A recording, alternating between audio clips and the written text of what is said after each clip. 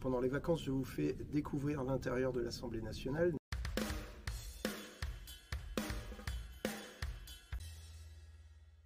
Je voulais vous parler des votes. Alors, il y a différentes façons de voter à l'Assemblée.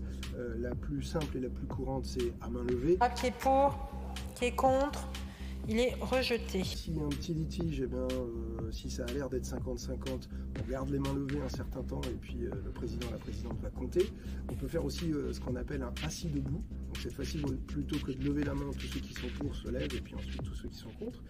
Et puis le dernier cas de figure, c'est ce qu'on appelle le scrutin public. Pour les sous-amendements 35-31 et 35-32, je suis saisie de demandes de scrutin public que je fais annoncer dans l'enceinte de l'Assemblée nationale. Le scrutin public, c'est à la demande d'un groupe.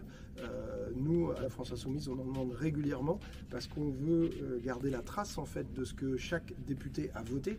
Parce que nous, on pense qu'il faut pouvoir rendre compte vis-à-vis des électeurs. On demande des scrutins publics. Scrutin public, alors d'abord, il faut le demander 5 minutes avant. Ça sonne en fait dans toutes les pièces du Palais Bourbon. Bien, on a sur les pupitres, on a des petits caches noirs qu'on doit ouvrir et c'est là que vous avez 3 boutons pour, contre, abstention. Vous avez quelques secondes, 2 maximum, eh bien le score s'affiche. Il s'affiche sur les écrans qui sont là et surtout vous pouvez le retrouver sur le site de l'Assemblée nationale.